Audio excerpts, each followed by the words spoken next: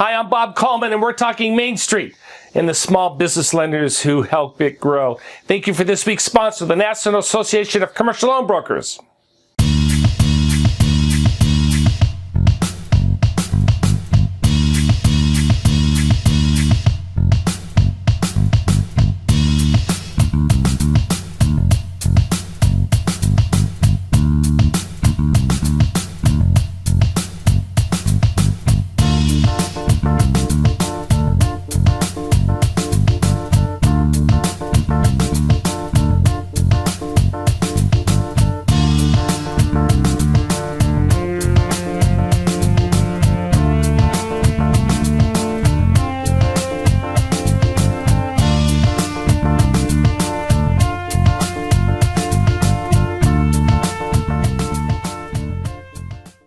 This week's top story, J.P. Morgan Chase has a fascinating study on America's Main Street and how bullish small business entrepreneurs are about the economy. Take a listen to what Lance Sexton and I had to say about that.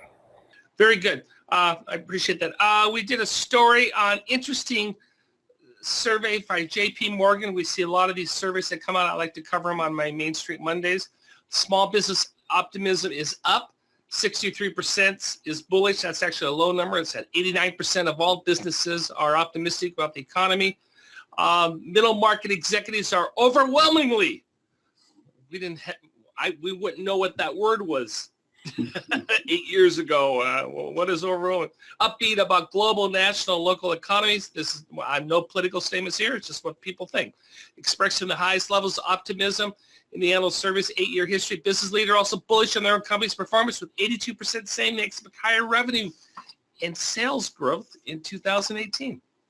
Bob, as a side note, since we're talking about the economy, guys, we're in, as we all know, a rising rate environment. And for many of you, this is your first time. Now I'm saying 4. Well, and it's going to continue. But I had a lender talking to me about that yesterday and said, I got borrowers that are, very nervous, very anxious about this rising rate environment. And then I shared a story of the first SBA loan I ever did, Bob. Interest rate was 21.5%. And that was prime zero, prime plus zero. Prime was 21.5, yes. So the thing I shared, small businesses were still borrowing money back then. And we sit and look at it, a properly underwritten loan, a well planned out business plan. The interest rate can be important, but, the environment we're in right now, I don't think the rising rate where we're at right now shouldn't stop small businesses from pursuing opportunities. And it's, like I said, I've been through multiple rising rate environments. We will still lend money. We just have to be smart and properly underwrite those loans. I did a webinar on SBA construction lending. Listen to my top 10 takeaways. But really, these are the top 10 things the way I want you around. And the thing about construction lending is equity. Remember back to the old school, we all learned the 5 C's of lending. Capacity. If your borrower gets into trouble, how are they going to get out of it? Are you, the lender, going to have to solve the issue, or do they have the wherewithal? Do they have the equity? Number one thing right there, equity, equity, equity. I want you to focus upon that.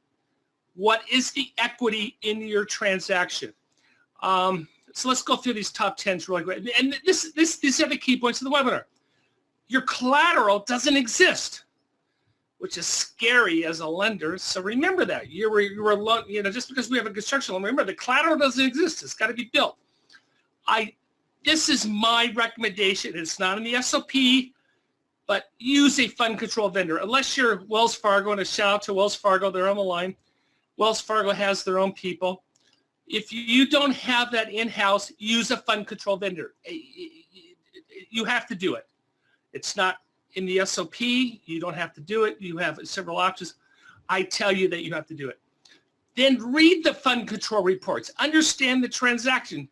Don't be a checklist banker where we get it, we check it off, we file it away, we don't read it. Underwrite cost overrun contingencies. If there's an issue, how are we going to get out of this? And you have to understand, are you going to advance the funds to solve the issue, or does your borrower has the capacity to do that? This is sort of in the weeds, but I put that in there. SBA construction loans go 25 years, but you can actually add on the construction maturity if you wish. I put that there. You don't have to do that, but I put that there as an option. Remember, any construction loan proceeds over $10,000 fall into SBA special category. You have to do stuff. You have to get the 601. There's more requirements for loans over $350,000, and I'll talk a little bit about SBA 504 lending. Finally, Dwayne had a question about construction and what do we do as lenders for loans less than $350,000? Are there different standards that we can employ? Listen, Lance and I discuss this. Thank you. Dwayne asked this question. What about construction loans less than $350,000? Lance, we know that we can follow our own guidelines, but what is your best practice for? Do we do something differently that's less than $350,000? It's a great question, Bob, because I hadn't had a construction loan in a long time that was less than $350,000. In our institution, we're probably going to use the same standards on a construction loan, irregardless of size. There's a lot of risk in construction lending, and the risk relies in getting the project complete. As Bob said, you don't really have a piece of collateral. You may have a mortgage on a piece of dirt, but the value in the property is when it's complete. So I believe you use the same standards irregardless of size. I agree with you. We're going to fund control this. We're going to rely in-house. We're going to get the plans, the specs. We're going to have, again, underwriters don't have that skill set. I'm going to send it to a third party. They're going to take a look at it. They're going to sign off on it. Does this make sense? Because the SOP is very clear. In fact, the first thing they say when you read construction, the SOP, Lance, is what? Hey, you got to make sure that person has the capacity if we have cost overruns.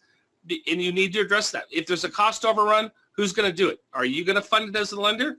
Are you going to ask the borrower to do it? Lance, we should probably have done this question. But 20% of the people who my webinar yesterday had a construction loan that had to go into liquidation that wasn't completed. And that's a pretty high number, and it's common.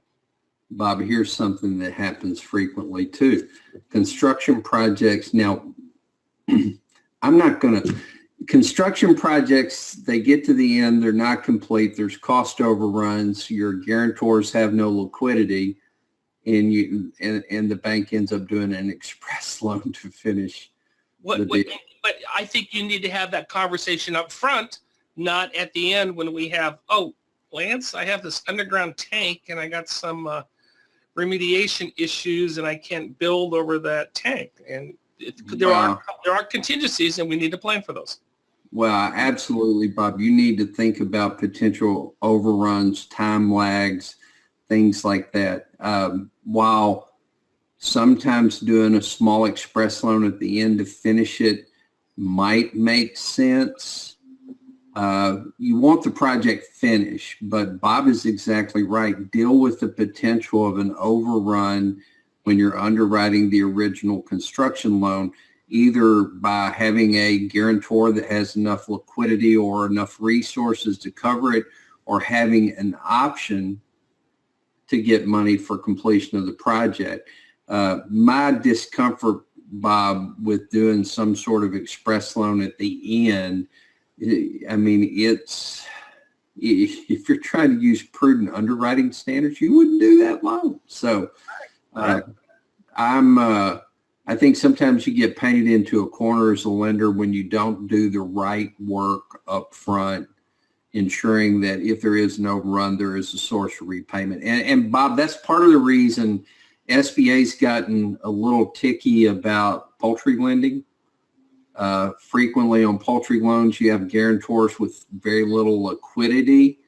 The projects get to the end, there's overruns, it's not completed, there's no way and no plan for overruns, and they end up having to do another loan to get the project finished. And the SOP is very clear. Have that conversation up front. That's what it says. Let's plan. Thank you for joining us today for the Coleman Report Update and for supporting America's Main Street, one entrepreneur at a time.